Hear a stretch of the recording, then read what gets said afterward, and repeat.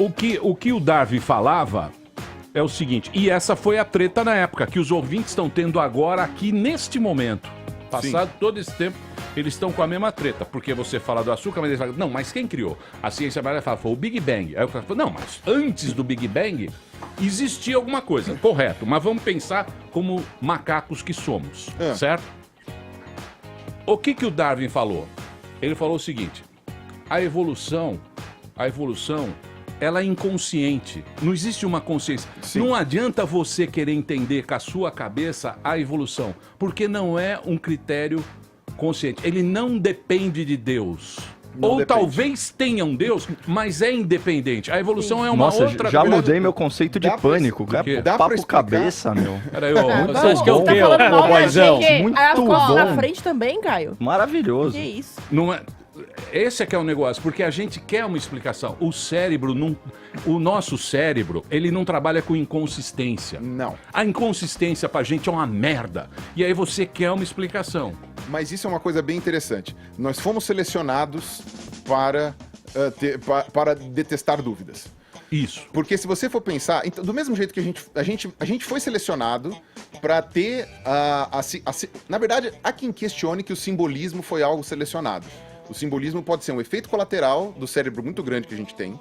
E aí esse simbolismo acabou gerando a nossa questão de questionamentos. Basicamente a filosofia começou quando o primeiro ser humano, sei lá, 300 mil anos atrás, chegou e pensou: olha, eu vou morrer. Nossa, que louco isso. Porque antes disso, você tinha espécies tão inteligentes quanto a nossa que possivelmente não fizeram esse questionamento porque faltava o clique. Aquele clique provavelmente é um efeito colateral que surgiu, tem vários efeitos colaterais que surgem, né? O próprio exemplo da polidactilia é um, né? O efeito colateral que acontece, de vez em quando nasce um dedo a mais e acontece. E o que acontece? Você vai... Você tá desacreditando nos 6 dedos da Cicarelli até hoje, passados 15 anos ele não acredita que a Cicarelli tem 6 dedos. Tinha imagem, tinha vídeo, tinha aqui testemunho ocular. Aqui. Poxa vida, testemunho ocular é a pior evidência possível para qualquer coisa, mas tudo bem. Agora, quando você vai ver esse tipo de coisa, a gente vê que, então, a nossa sensação de maravilhamento quando vê uma paisagem bonita e tal, ela é um efeito colateral da gente entender que o ambiente está saudável, por exemplo, que é um lugar aprazível para nós vivermos, ou que é ou simplesmente porque o nosso cérebro é tão grande. Nada na evolução diz que é obrigatório que a gente tenha etapas graduais. Pode ser que a gente tivesse uma etapa, sei lá, o Homo erectus, que tinha um cérebro, sei lá, 500 centímetros cúbicos menor que o nosso, de repente, puf, né, uma mutação genética, uma alteração, tal, não sei o quê, ninguém diz que tem que dar, é 10% a mais, é 15% a mais. Não, deu, sei lá, 40% a mais. E aí, quando isso acontece, há uma melhora na sobrevivência, porque dava para caçar melhor, dava para planejar melhor, dava para conversar, a fala fez uma diferença muito grande. E o efeito colateral é ficar pensando sobre a vida, ficar pensando sobre o que as coisas estão acontecendo, é achar uma paisagem bonita. A paisagem não é bonita porque ela foi feita para nós.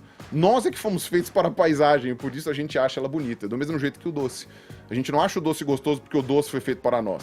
A gente tem que achar o doce gostoso ou a gordura gostosa. Então, mas isso é uma questão de perspectiva pelo seu cérebro. Pô, bateu, né? O meu cérebro, porque é aí que tá o negócio. É o que você falou. O cérebro é um negócio muito punk. Louco. É muito louco. Ele é louco que nem o universo. É um universo na cabeça de cada um. Exatamente. Então, a história que corroborar melhor pro que você acha, acabou. Você já resolveu compra o problema. discurso. Você resolve a inconsistência, sim, lógico, o bug que deu ali no computador. Tanto é que a gente tem uma programação... a gente tem o Paulinho. A gente tem o Caio tá pensando. O Paulinho tá pensando. Ele que gosta de influenciar as pessoas, agora ele tá pensando. Absurdo. Falar da narrativa, né? Narrativa Isso. A gente tem um software instalado para evitar dúvidas, porque as dúvidas eram ruins quando você vivia no meio da savana. Dúvidas são ruins, você tem que acreditar nas coisas, porque as dúvidas elas são não só angustiantes, como elas te geram um problema. Se teu pai falava, o galho mexeu e uma cobra não fica perto, você tem que acreditar no teu pai, porque se você questionar teu pai, você vai morrer. Então a gente tem uma programação cerebral que seleciona quem era mais obediente sobreviveu, quem era mais desobediente morreu. Por exemplo, uma das coisas que eu tive que lidar bem com a minha vida, e aí no caso é o meu psicológico, né, é lidar bem com dúvidas. Eu não vou explicar tudo, E não é por isso que eu vou ficar enfiando explicações mágicas que não tem, sabe? Tipo, não sei. Tanto que tem... Eu me dou tão bem com o não sei. E é esse que é o problema que as pessoas não se dão. Então, mas aí... Filme com final aberto, as esse é o pessoas princípio ficam científico. mais insatisfeitas. Sim, o princípio científico é bonito, secular, porque é o seguinte, o cientista, quando ele descobre alguma coisa, nunca ele tem certeza, porque um outro vai lá e destrói a teoria dele. Exato. E ele aceita. Ou se não aceita, é o exemplo. azar dele. Porque essa que é a questão, essa é a diferença da ciência para outras formas de conhecimento humano, outras formas de explicação humana. A ciência, ela sabe que a gente sabe menos do que tem.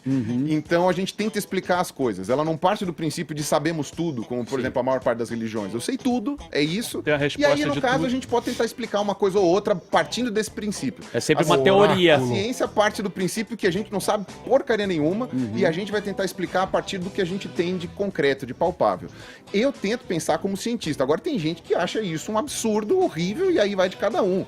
Tem gente que vai falar, gente, o pensamento científico me angustia. Eu falo assim, não, então eu prefiro o pensamento filosófico, eu prefiro o pensamento religioso. Mas se cruzam Cara, também, a religião e a seja ciência, feliz, né? seja A feliz. antroposofia, ela fala sobre religião e ciência também. Ah, né? bom, aí a gente vai entrar numa seara É uma que viagem, eu acho que é uma viagem louca, eu não vou abrir isso daí não, senão vai dar muito trabalho. É? Vai Você dar não muito quer trabalho. tocar nesse assunto. Não, eu posso querer tocar. É que, por exemplo, a É gente... que ele é rabino, ele quer Não, ser eu rabino. nem tô agora. defendendo o judaísmo, eu tô falando da Ele- antroposofia. Ele já falou. Pedras. Não, uma ele- coisa interessante que eu acho é o seguinte. Sai das drogas, Hoje- Superman. Hoje, chega. as pessoas que inventaram o Gênesis já não levam ele literalmente. É o pessoal que pegou emprestado o Gênesis que fica reclamando, dizendo que aquilo é literal, né? Tá. Porque os judeus mesmo não estão nem aí pra isso, né? Em geral, né? Não, Tirando, acho não, que aqueles como depende, ortodoxos, depende. coisa. Como não? Tamo Eu tô sim. vendo aqui